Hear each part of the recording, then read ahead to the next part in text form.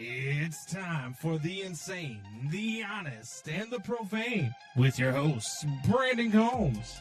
Jed Hoyer has been a coward as a GM. Doesn't go out and he doesn't make the big splash signings. He doesn't spend the money in the right places. But then I don't let Craig Counsell off the hook because, yes, did he get put in a bad spot with this rotation by Jed Hoyer? Absolutely. But then you didn't put those guys that you did have in a position to succeed in the playoffs. And Ryan Fitzgibbons. I mean, if he's just as good as Justin Fields, it's probably the worst draft pick in the history of Bears football. It probably is. And one of the worst draft picks in the history of the NFL. It's Combs and Fitz, Windy City Sports Talk, right here on ChicagolandSportsRadio.com. And welcome to Combs and Fitz, Windy City Sports Talk. It's your boy, Brandon Combs, along with my guy, Ryan Fitzgibbons. Fitzy. We got a big day today, Combsy. It could be the most important pregame in the history of sports. The most important pregame in the history of sports. Okay. Do you want to divulge? Do you want to? It's a little foreshadowing. Okay. Is it a tease, as we call it in the biz, right? Yes. A tease. It's a tease. If it's gibberish tease. A Fitzgibberish tease. Oh God. Oh God. I don't like the sounds of that. We are on ChicagolandSportsRadio.com right now. We are on YouTube, we are on Facebook, and we are live on Twitter. Make sure you guys click the like, click the share, click the subscribe, all of that good stuff. We got a lot coming to you. We're going to talk NFL Week 11. We're going to talk Bears. How are the Vikings going to score today? Got some interesting news with something going on with J.J. McCarthy heading into this game. We'll talk about that as we get into Week 11. But before we get into that, I got to get into the baseball awards, man.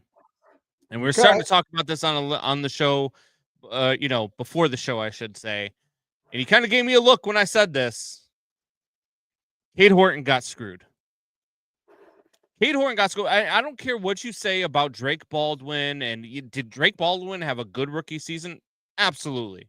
Catcher for the Atlanta Braves, 19 home runs, hit 270, had a fantastic season for the Atlanta Braves, who missed the playoffs, who were not very good. And yes, 19 home runs, 270, not too bad for a rookie. Also not too bad for a rookie to go 11-4 with a 2.64 ERA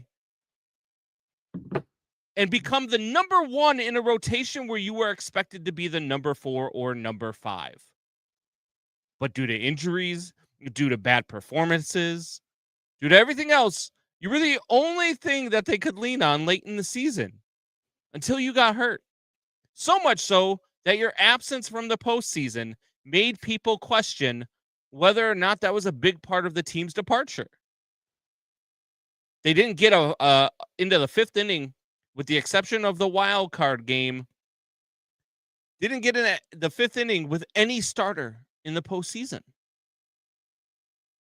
And this guy does what he did all year long, and he's not the rookie of the year.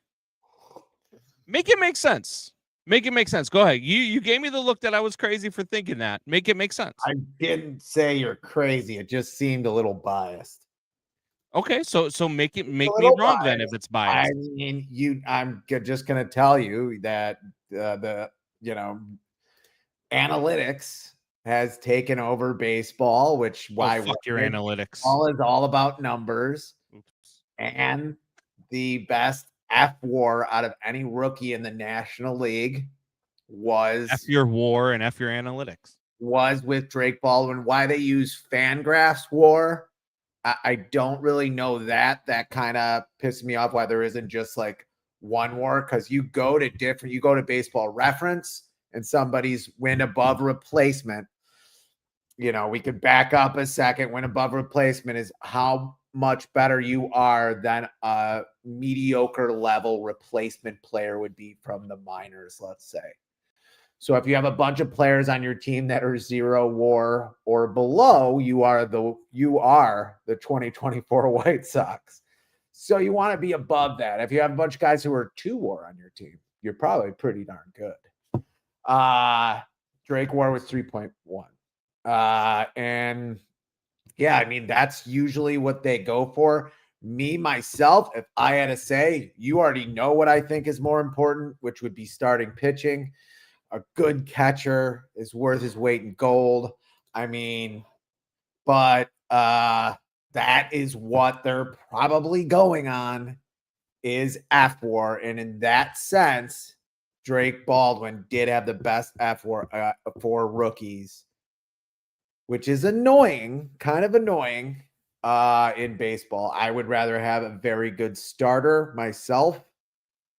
I think there was a certain time, especially in baseball, around 2016, by the way, where position players were more important in baseball for probably a 4 or 5 year period. That is not true anymore. That has been a problem with the Cubs organization that I have opined about on these fake airwaves. But that has been an issue with the Cubs is actually developing starting pitching. Now they actually develop a starting pitcher and he can't get the rookie of the year. I mean, I don't totally disagree with you. I gave you the look because it's a little biased. Look, if I wasn't a Cubs fan, if I wasn't, a guy who didn't know about the game of baseball,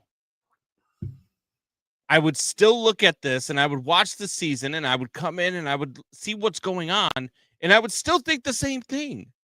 It's crazy that a guy who played on a team that didn't win, that wasn't very good, and had a mid-season is better than a guy on a team that did win, who was a big reason why they did win, and had one of the better seasons of a pitcher all season long. How many pitchers this season had an 11-4 record and had a 2.49 ERA and were rookies? Not very many. And if you look at the guys who are winning Cy Youngs, you look at the guys who are winning pitching awards all offseason, they all have numbers that are similar to that. Drake Baldwin winning the Rookie of the Year is like it just doesn't make sense. It can't make sense. You can't make it make it. You talk about F4 all you want and some of these analytics, but this is the reason why analytics sometimes are stupid. They're stupid because you can't watch what you watch all season long and truly believe that this award is what it should be. I think in a lot of sports, wake up, Combs. I can't wake up when I'm listening to a guy talk about F WAR and the reason why Cade Horton shouldn't be the freaking Rookie of the Year. I think, and WAR does take into account importance of position, but I don't know if it takes into. That's where, for me, there's some wiggle room, some arguability there, like which position is more important. They design it, and it's all about numbers. Like a guy at shortstop is always going to have a better WAR, usually if he's even with a first baseman. When it comes to batting, he's going to have a better WAR every single year. So is a center fielder. A catcher's probably going to have a pretty good WAR too. Catchers are very important, but I don't know. To me, starting pitching weighs more in this league now. That's why I went back to 2012, maybe through 2018, 2019. But I think in this pitching now just means way more. I mean, sports change. And I don't think WAR takes that into account, how much baseball has changed just in the last 5 years, because it has changed incredibly. Pitching is so much more important now than it was 10 years ago. It just is. I mean, you can look at the stats. We've talked about the stats many, many times. Yeah, there was a time where they thought the ball was juiced 10 years ago, where, you had those uppercut swings where swing playing was a big deal, where a lot of people were hitting home runs. Not to say that you didn't have Cal Raleigh hit 60 home runs this year, but batting averages are down, strikeouts are up, hits are down every year. Like pitching is taking over in this sport, and I think that's good argument for Cade Horton. So I'm not totally against you here. Drake Baldwin still had a pretty good year. So I mean, I think it's closer to a toss up than you'd say, but I mean, Drake Baldwin's WAR was a 3.3. I mean, if we're talking about a guy who's a 7, 8, or maybe even approaching double-digit WAR player, I would listen to this. But you're talking about Cade Horton, a pitcher who had a 2.0 WAR. And then you start looking at guys who won the Cy Young, and their WAR is sitting at about 4 or 5. Like the difference in what you're talking about with the pitching position and with Cade Horton, he's not far off from guys who are winning the Cy Young. Like his numbers are not that much different than guys who were winning the Cy Young this year. So I felt like that was the first one. Then you get into the MVP conversation. I had a problem with the MVP. Look, I know Shohei Ohtani was going to win the NL MVP. We all knew Shohei Ohtani was going to win the NL MVP. And as a matter of fact, he becomes just the second person in Major League history next to Joe Morgan as the only two players to win back-to-back MVPs and win back-to-back World Series in the same seasons. But the AL MVP race, which was very close, I had a huge problem with. Now, don't get me wrong. Aaron Judge, one of the best players in the game right now. Aaron Judge, great season. Unbelievable season. Cal Raleigh set records. yeah. Cal Raleigh did something that no switch hitter has ever done in the game. Cal Raleigh did things that no catcher has ever done in the game. And we've had some great, fantastic ball players who are catchers.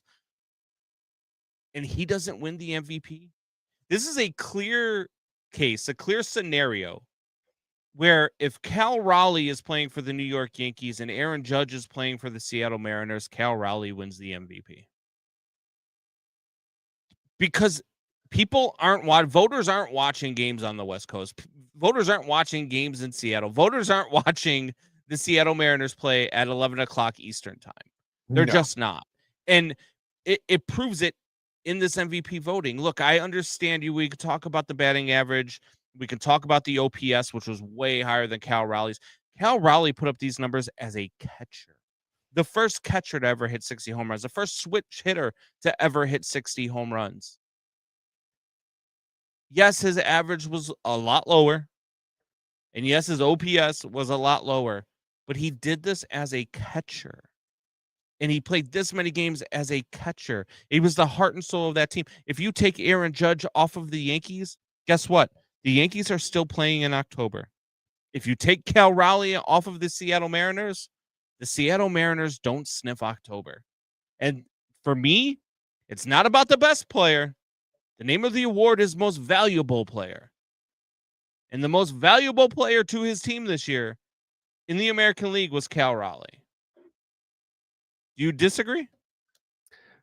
Downing Thomas says can't win an MVP batting 250. Well, yeah, you can. Yeah, you can. Yeah, his slugging, especially in today's game. Pretty much everybody hits 250 these days. Downing Thomas, this isn't 1984, but so I disagree with that. Yeah, that was my biggest one. That's actually where I thought you were going to start. And by the way, just to back up a second here, I'm going to bring the White Sox into this. Kyle Teal of the White Sox had 60 games catching this year. Mm-hmm. He had a 1.9 WAR. So just to put in perspective, Drake Baldwin's 3.1 when it comes to Fangraphs. But anyway, I digress. Yeah, I totally agree with you. I think Cal Raleigh should have won this. As soon as I heard that come out, that was the biggest news for me in the baseball awards. Was like, how in the hell does he not win that? And I agree with you with the way Seattle was set up, with the way their pitching is set up, with basically they don't have a salary cap in baseball, but Seattle's salary cap. They did spend decent amount of money this season, but they're not going to spend as much as the Yankees. He's way more important to that team than Aaron Judge is, and was way more important to that team. And it was what I think it was a better team than the Yankees. Yeah. Had a couple of really good series too. I totally agree with you here. There's no notes for me other than from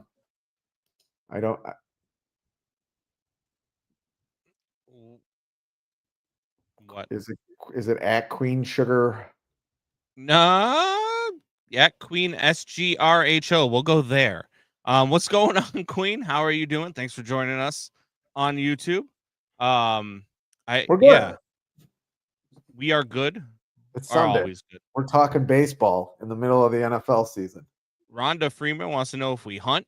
I am not a hunter. I've gone hunting a couple times, but I'm not an avid hunter. You were trained to hunt human beings at one point. As a Marine, yes, I was trained to hunt human beings. But no, not an avid hunter. Not a guy that goes hunting. Have you ever killed anybody? So, are you ready for gibberish? Think about that. Answer the question. Let's go. No.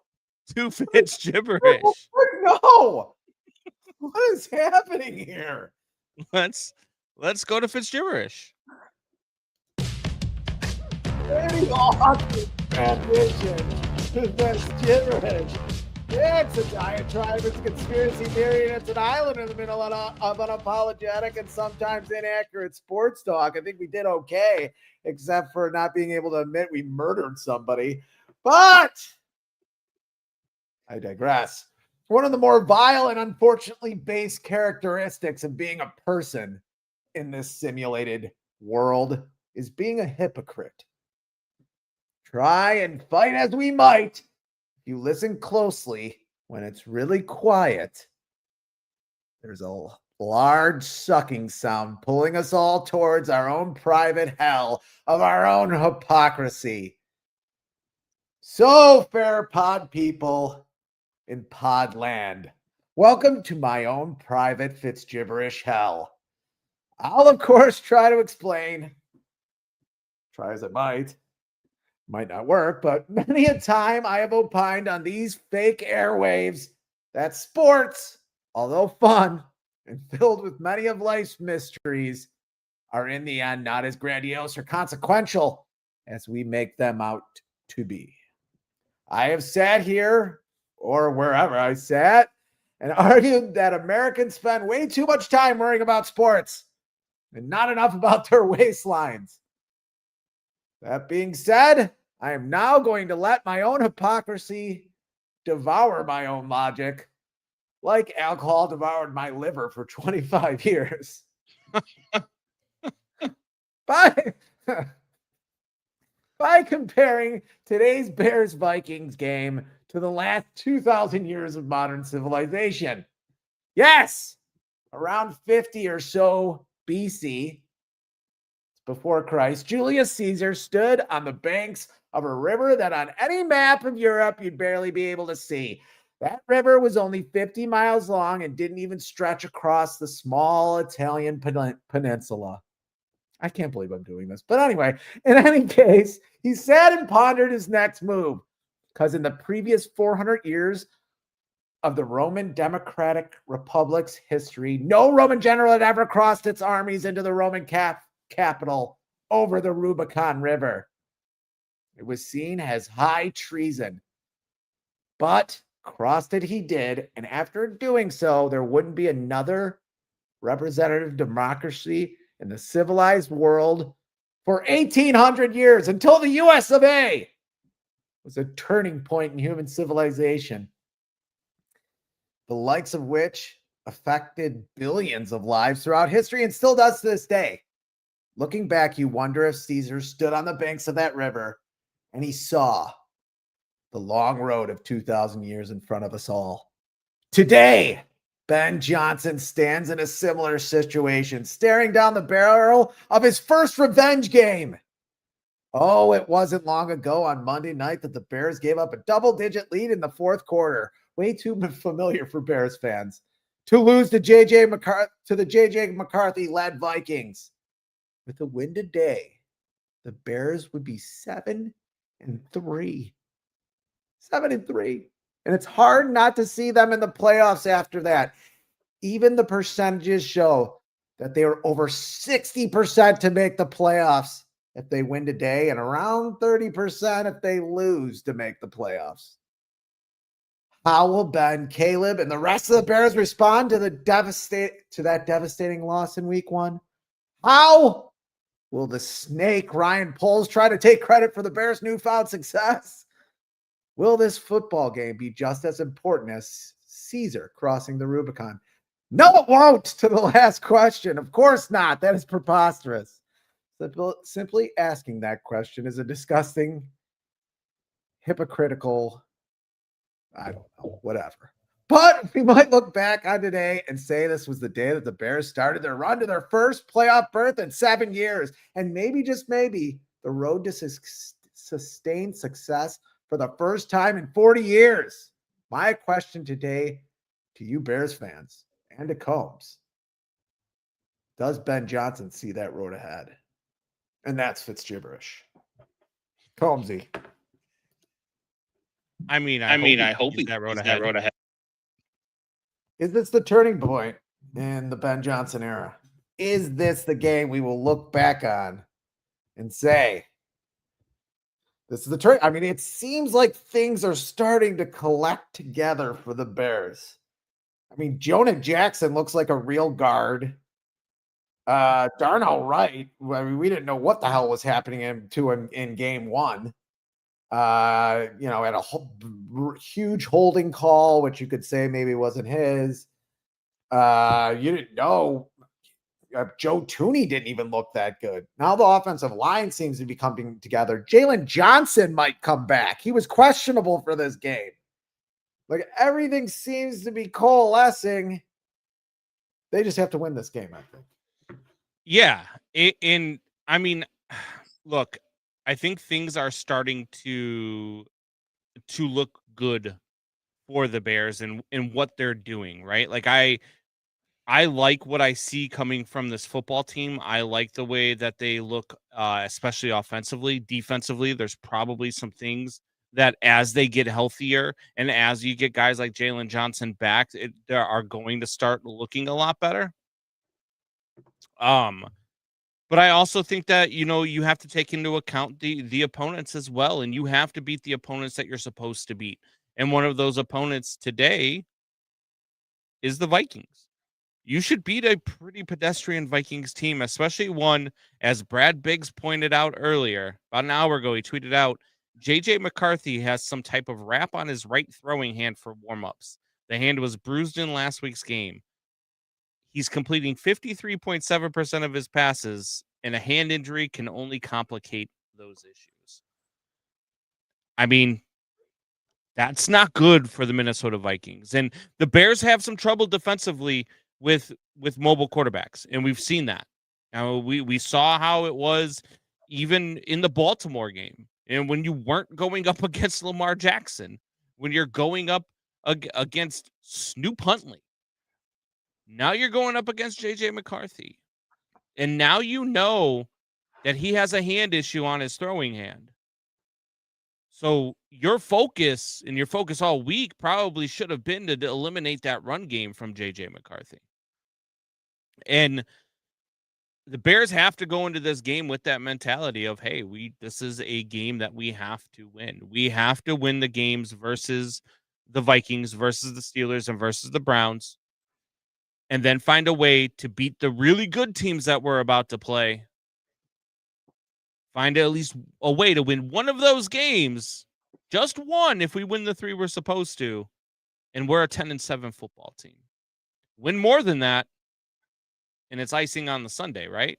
So I look at Ben Johnson. I look at the job that he's done. I look at what is going on. And as much as I don't want to, because I'm a Bears fan and I know how this it always ends for them, this is a different franchise now.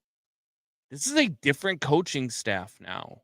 Now, I'm not going to sit there and tell you that they've turned everything around. I'm not going to sit there and tell you I completely believe in Ryan Poles and completely believe in the system just yet. But I believe in Ben Johnson, and I believe in the way that he gets these players to play. And even settling down a guy like CJ Gardner-Johnson, who nobody seemingly wanted in their clubhouse, to last week getting a game ball. I think that Ben Johnson's the real deal. It's time to admit it. Yeah, it's very rare for an offensive line to come together like this, and within a year, like within a year. I mean, it was just a few games ago we were saying Bears better win today. OG Breezy, that's JJ. He's a Philadelphia Eagles fan. He will join us for a little bit on Black Friday if you can do the show. Someone called this shit from the beginning of the year. The Ryan Day moniker He hasn't even. is amazing because it looks just like you. It does not look like me at It all. looks just like you. I don't look like a troll that lives under a bridge. My I ears mean, are not that's that debatable. big. My ears are not that big. I mean, no, I'm not giving you that. Okay. But anyway, to have a turnaround like this with this team, I did not see it. I really did not see it coming. I mean, I thought they would lose to the Bengals, which they almost did. But they had trouble with a quarterback who wasn't mobile as well. You said they have trouble with quarterbacks that are mobile. They also have trouble with quarterbacks that aren't mobile. JJ McCarthy throws a lot of picks. And this team is the best turnover defense in the league still, I think, the Bears. Yeah. If they can cause a few, if they can get, I'll say it again, and they didn't do it last week, but if they can get a lead going, and I said, I hope they take the ball first, and they did take the ball first against the Giants. They just didn't do a whole hell of a lot. If they can get a lead here and put some pressure on JJ McCarthy, I have a Vikings fan friend from work who says he's him. Like, I just don't see it with JJ McCarthy. I've never seen it with JJ McCarthy. Maybe it'll happen at some point.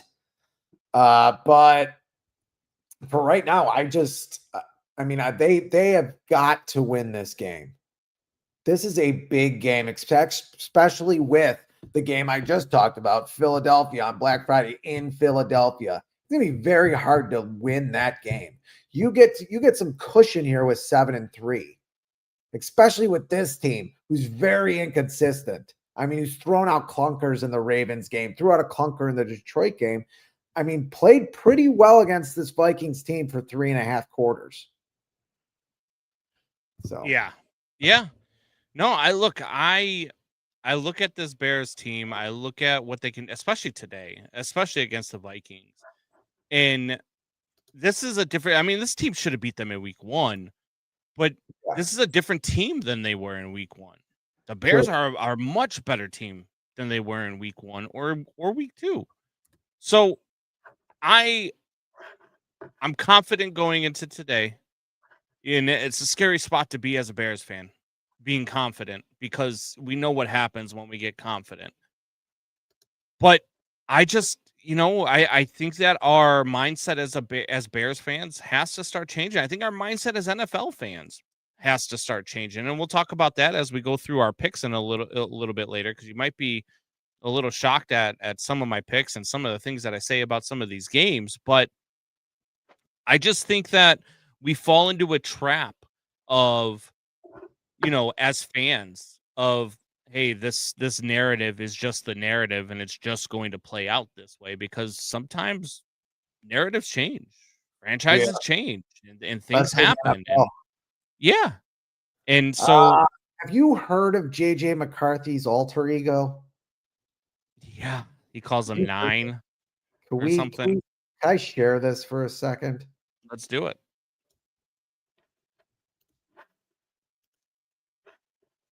Do we have sound? Can we hear it? In your career in sports? To be honest with you, it really kind of started to show up this year. And it came about last year during IR, just never had a full season where, you want to be out there so freaking bad, but you can. It was just this built up anger that was kind of ready to just explode. And I chose to harness it instead of letting it go into, a self-destructive kind of way. And it's unique. And I kind of love feeding that wolf because my entire life, at Michigan, it was a smiley face on my hand and smile and you have fun, you're going to play better and all that, which is true. But I also think there's a lot of power that comes from, that built up anger that you can transmute into your performance. Is there an on-off switch with that, or is it like a gradual come down that you have to go through after game days? It's a gradual come down. My fiance, she definitely doesn't like when 9 comes home, but yeah. I mean, look, that wasn't as good as I thought it was. There was another clip where he's talking about 9 being on the bench and like he only puts him in at certain times. Him talking about that alter ego is almost as bad of a decision as the NFL sending the Dolphins and Commanders to Spain to promote the NFL. Because I just watched, while we're watching that clip on the background, I have the game on. The Dolphins get stopped on 4th down inside of the red zone and give the ball back in a tie game nonetheless. Get stopped in the red zone. It would have been like a 25-yard field goal. To take the lead. They get stopped. Washington drives down the field. Marcus Mariota leads a winning drive down the field. They go to kick the field goal, and it gets shanked right. We're going to overtime in Madrid, tied at 13. Unbelievable. But getting back to JJ McCarthy and this alter ego, I mean, I don't know, man. I don't believe in this kid. I don't believe in him being a starting quarterback at this level. And honestly, I don't think that the Vikings believe it. I don't think Kevin O'Connell believes it. And I think that JJ McCarthy is going to have a short leash, and I don't think that they'll hesitate to pull that in today's game if he struggles in the first half, especially now knowing that he's got his throwing hand wrapped. I mean, let's chill out a little bit, Batman. You're not gonna Jeremiah checks in. You're not a good enough QB to have an alter ego. Yeah. You don't have to be cute now. Like have a good season, go to a Pro Bowl, then you could get cute. Like alter ego. Says, what? Says his fiance doesn't like it when 9 comes home. I mean, what are you doing to her? Yes. Like I mean, seriously, like it just sounds weird, man. Like you don't sound cool. You don't sound like it makes me less scared of you as an NFL defensive player. Like, all right, let me see how hard I can hit you and see if I can make 9 come out, because 9 sounds like he's gonna make stupid decisions. Let's do that guy. Like he has 6 interceptions this year. Yeah. Not a whole lot of games. So I'm there. This is a good week 11 schedule. There are a couple of dead games, but this is a good week 11 in the NFL. There is a lot of things that could happen. And there's a lot of playoff implications and a lot of divisions that are going to be affected by the games today. So you ready to get into our picks? Let's talk about these games a little bit. You sure? What do you mean? I'm just saying, it's a little early. We all remember Rise, Alter Ego. Rick was a real a-hole. Who's Rick? Do we have to talk about this right now? I mean, Rick. All right. We kind of do. Do you want to Yeah, I think we kind of have to hear the story now. I mean, your sister brought it up. Blame her. Should blame her for everything. A long time ago in a galaxy far, far away, Dave Lauren unleashed the fury, Rick. Jerry is waiting for you. This sounds like it could get really good. I mean, maybe you should unleash Rick gibberish. Yeah, Rick Gibberish. There we go. I had painted a dorm at University of Chicago, like right out of college. Rick still owes me $2,000. Whatever, Doubting Thomas. Shut it. Trying to show you. I like that actually. That's a good way to put it.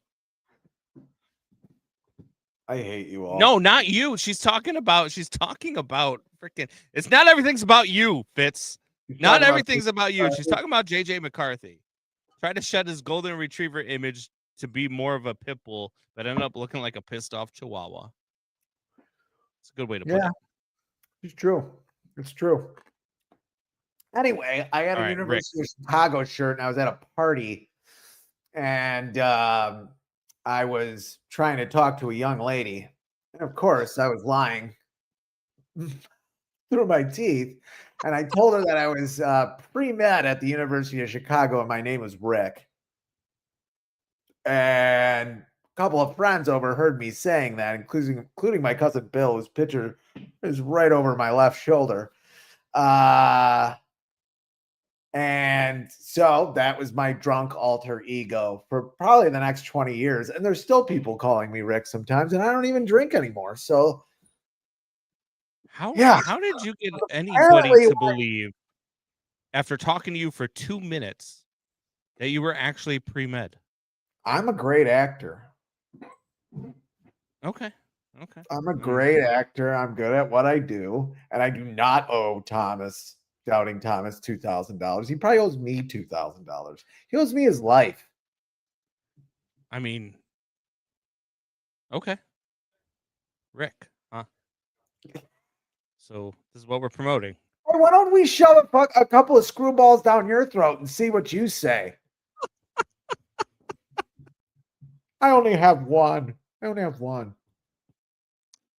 I mean, never changed my name to try to impress a female. I just, I am who I am. I'm not Rick pre-med when I actually just sit in my basement and talk in front of a camera. Somebody. All right, let's get back on track. Jeremiah, my wife loves when I bring 9 home. My wife hates when I get the wrong shit at the grocery store. Who cares, JJ? All right. Let's start with the new games here. Panthers at the Falcons. The Falcons are a 4-point favorite against the Carolina Panthers. Both teams trying to stay in it keep pace with the Tampa Bay Buccaneers, who have a tough matchup against the Buffalo Bills today. Yes, they do. I like Carolina in this game. I'll take Carolina +4. I think Carolina wins this game. Atlanta might be the hardest team in the NFL to figure out. They are one of the more inconsistent teams week to week. They honestly could win this game by 40. They could lose this game by 40. So I'm going to take a team that I have a little bit more faith in, a little bit more trust in, and that's the Carolina Panthers. And I'll take them +4. Where are you at? You and your love-hate relationship with the Carolina Panthers. I'm going to take the Falcons in this one. I don't think they'll win by 40, but I think they'll win this game comfortably. I think the Carolina Panthers have jumped the shark. So okay. I got Atlanta in Hotlanta. All right, let's go to the aforementioned Buccaneers versus the Buffalo Bills. The Buffalo Bills, a 6.5-point favorite versus Baker Mayfield, your Baker Mayfield, and your Tampa Bay Buccaneers. I know. Where are you going here? These are two pretty good teams that are sitting at 6-3. It's kind of depressing that one of them is going to be 6-4. But I don't think maybe Buffalo wins this game, but I think Baker Mayfield's still the best fourth quarter. Well, maybe the second best fourth quarter quarterback in the league next to maybe Caleb Williams, but probably the best fourth quarter quarterback in the league. I think he keeps this tight. Even if Tampa Bay loses, I don't think they lose by a touchdown. What say you? I'm with you. I'm with Tampa Bay in the plus 6.5. With the way the Buffalo's defense has played all year long, I think this is a big Rashad White game. I think they can run the ball efficiently against this Buffalo Bills defense that has not played very well all year. And then if you keep it close, or even if you're down by 2 scores, let's say the Bills have a 13-point lead, late in the game, I can see a backdoor cover by the Tampa Bay Buccaneers because of how bad this defense has played over the last 5-6 weeks for the Buffalo Bills. So I'm going to take the Bills plus 6.5. I'm with you there. Let's go out to Tennessee, out in Nashville. The Titans take on the Texans. The Texans, a 5.5-point road favorite. I'm going to take the Texans plus the 5.5, or minus the 5.5, I should say. The Titans are bad. Cam Ward's starting to look a little bit better. He's starting to throw for a lot more yards. The numbers are starting to get up there. He's starting to be a little bit more consistent. This Titans team is just bad, man. There is no talent on this team beyond Cam Ward whatsoever. So I just can't take the Titans. What about you? They're slowly going for the top pick in the draft next year. I've thought since early in the season that the Titans are the worst team in the league by a little bit over, I guess, the Las Vegas Raiders now. So yeah, I got the Texans. It doesn't matter what the spread is. I think they win by 2 touchdowns. I don't even care who's quarterbacking. Let's go to New York. The Green Bay Packers, losers of 2 straight home games against some not so great teams, go up against another not so great team who just fired their head coach and the South Side legend, St. Rita graduate himself. Yeah. Mike Kafka takes the reins. I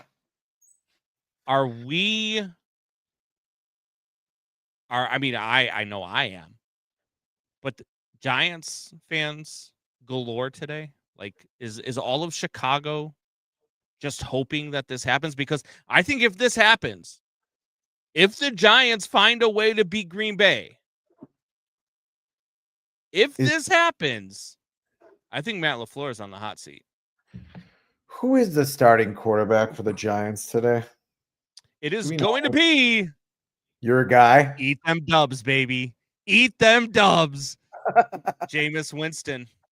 Yeah. Boy, does he ball out in his first games every time. Why in the hell they brought in Russell Wilson against the Bears? I'll never know. Oh my God, was that pathetic last Sunday. The Rick to my Morty. Thank you, Izzy.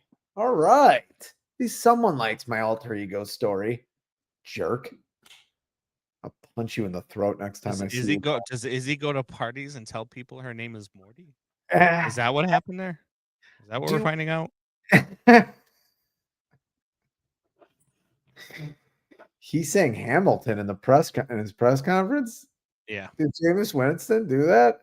Yes. Why was he praying with Russell Wilson on the sideline in the Bears game when he went in there? Because Jameis.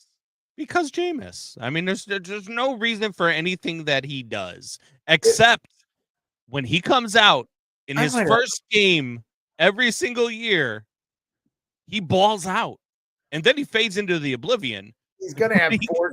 Are you saying he's gonna have 4 touchdowns and 3 interceptions in this game? I'm saying the Giants are alive in this game.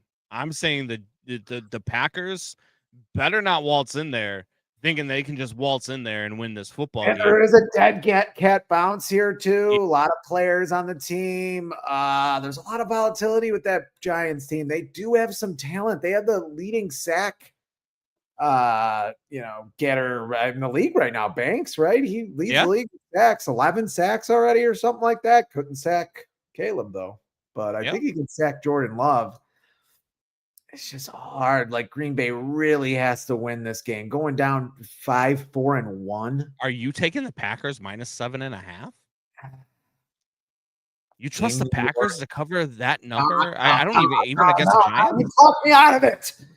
Go Giants. Go Jameis Winston. Let's go. Attaboy. Giants. Like a reluctant 17-year-old on prom night. You drag me back in. You better wear a condom, though.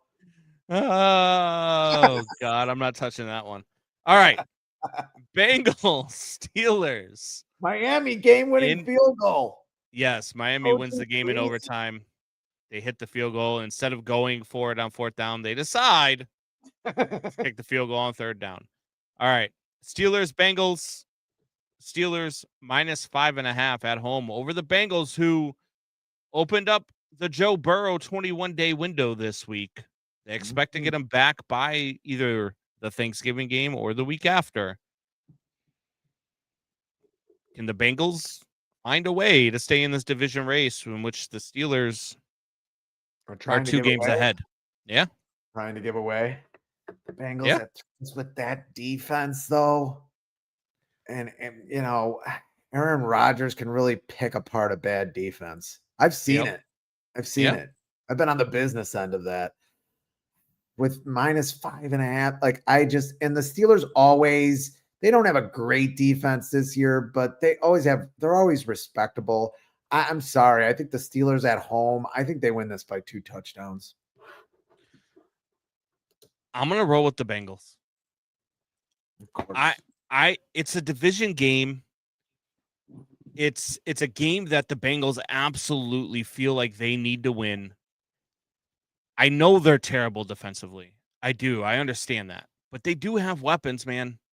They still have Jamar Chase. They still have T. Higgins. They still have Chase Brown. They've got some weapons that can keep this game close. And Aaron Rodgers isn't the same Aaron Rodgers that we've known to come and love over the last few years, right? Like, he's not the same guy that's going to throw for 30 touchdowns and only 4 or less picks. He's going to be the guy that is probably pretty even with his interceptions to touchdown ratio at this point in his career. So I'm going to go with the Bengals. I think they find a way to keep this close if they don't find a way to win this game. Let's go to Jacksonville, who gave up a huge fourth quarter lead last week, probably because their quarterback is ass. Going up against the Los Angeles Chargers in Jacksonville. The Chargers are only a 2.5-point favorite. Yeah. Where are you going here? At 7-3, the Chargers are a 2.5-point favorite. Mhm. How do I take Jacksonville here after talking about how bad Trevor Lawrence is for the past 3 years? How do I take Jacksonville here? Duval.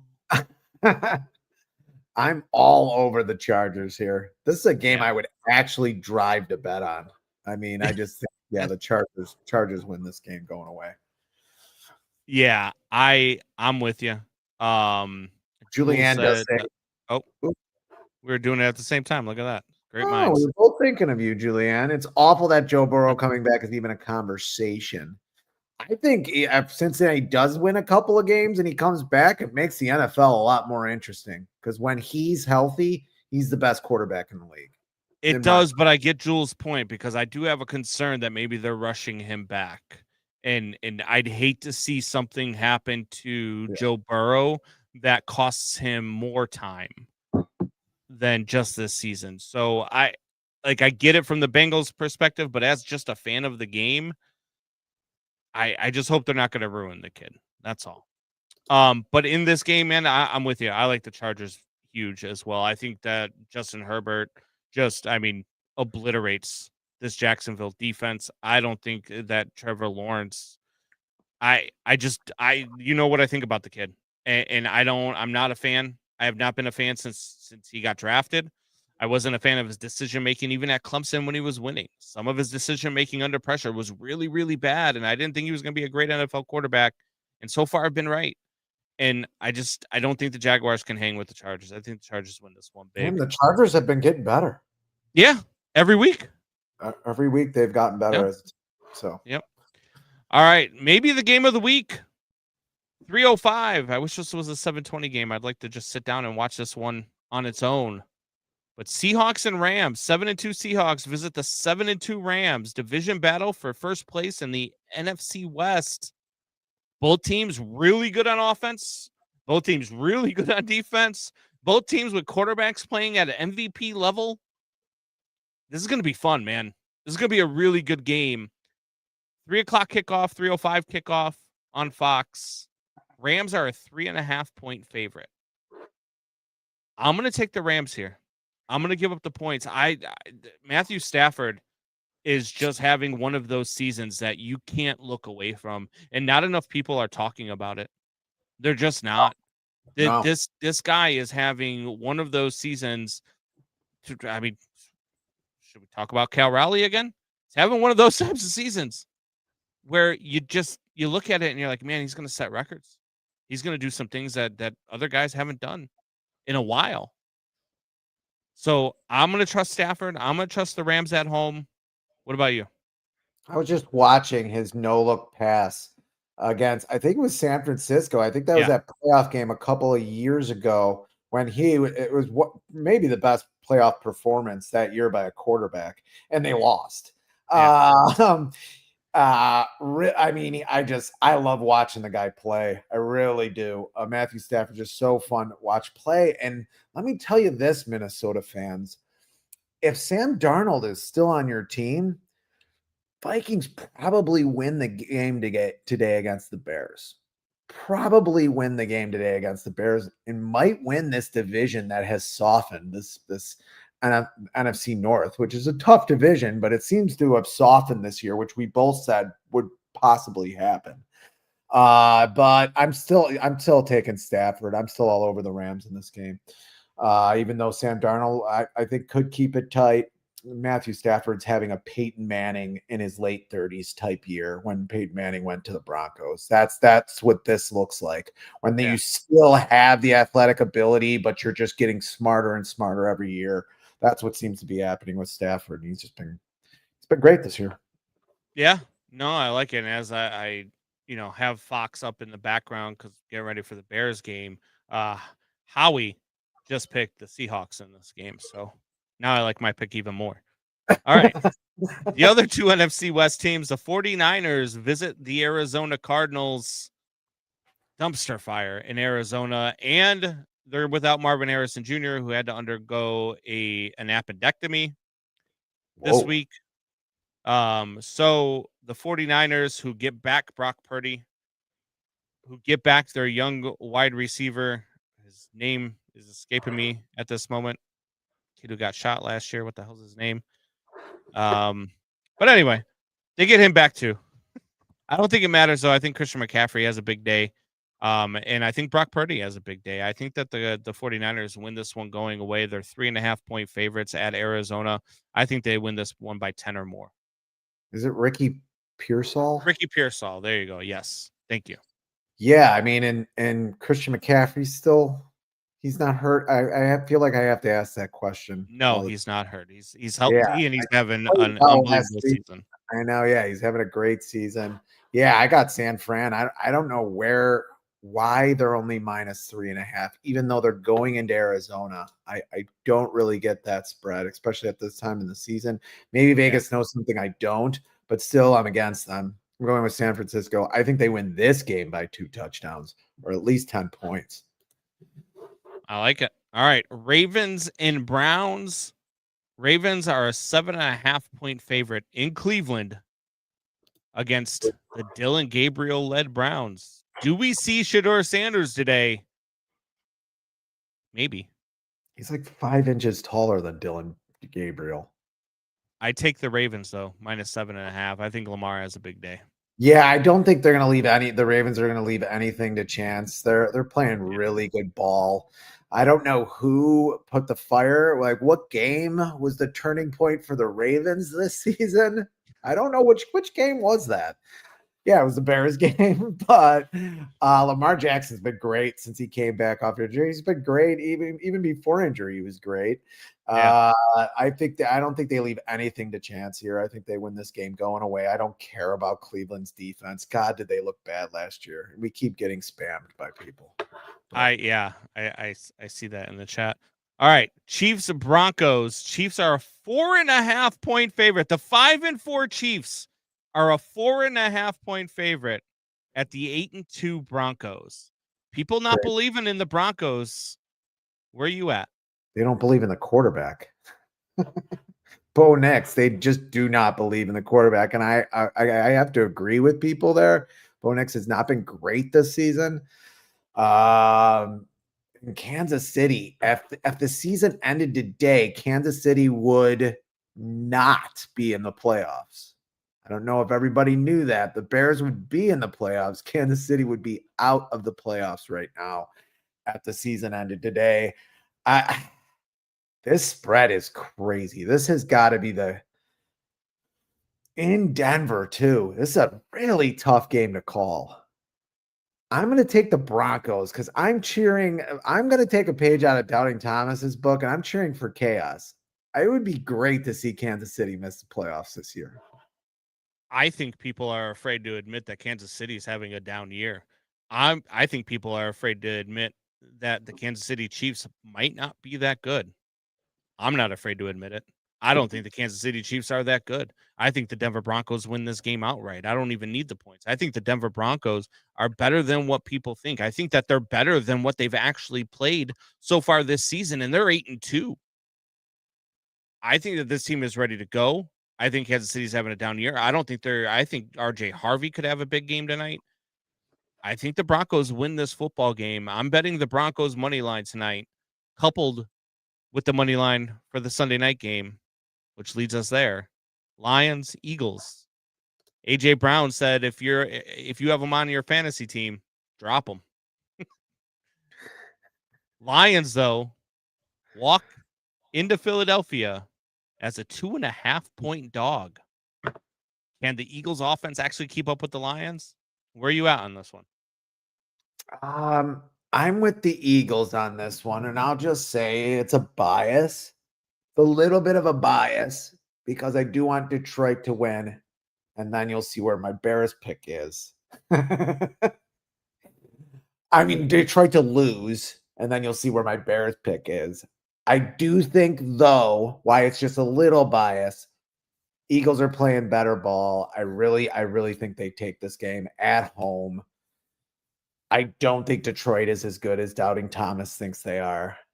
Dan Campbell somehow did. There's a little bit of volatility there. Dan Campbell's calling offensive plays now. I take the Eagles. Long story. I look at what the Eagles' offense has been all season long, and I don't know that they can keep up with the Lions offensively. I just don't. I think the Lions are really freaking good. I want the Eagles to win. I want the Eagles to beat the Lions because I always want NFC North teams to lose. And let's say this.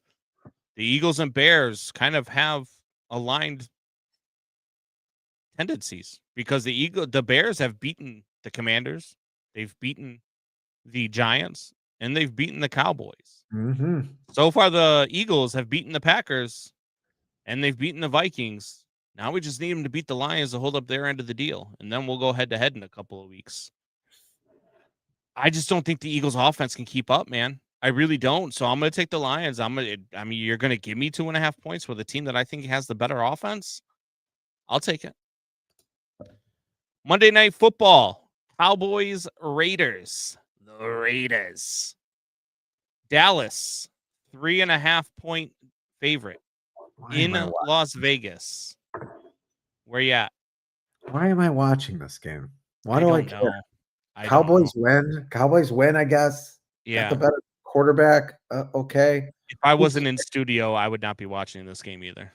I'd be playing video games or something with the kids. Like, yeah, this game's gonna be terrible. Be better than this. Yeah, I agree. I'm on the Cowboys too, just because. I mean, how does Vegas score? I know the Cowboys defense is bad, but I mean, what does Vegas have for weapons? They've got a quarterback that can't throw a forward pass anymore. No. So I'm done. All right, let's go to our beloved Chicago Bears, baby. Bear down, Chicago Bears.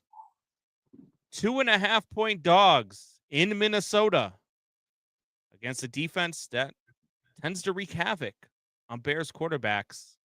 Completely different football team over the last few weeks. Bears let one slip away in week 1 here at home. Where you at? I think the difference between that team and this team, the largest difference, and I beat you could be an idiot and figure this out. So the Bears can run the ball now. They're the second best running team in the league right now. If they had the running game they have now, then they could have just ran the clock out at that point. I'm all over the Bears in this game. I agree with you. I don't think JJ McCarthy is that good. Maybe he'll be good someday, but not today. I think the Bears take this game somewhat handedly, or at least I think they should. We'll see what happens. Brian Flores is a good defensive coordinator, but Ben Johnson is 4-1 against him. He's got something for him today, I think. We'll see, though. I think so, too. I'm with you. I'm all over the Bears. Bear down, Chicago Bears. With that, we're going to let you guys go enjoy the games. We'll be back here for Bears post-game afterwards. Stay tuned. For those that aren't joining us, till next time, same bat time, same bat channel. Tell your friends, tell your neighbors, tell your enemies. See you next week.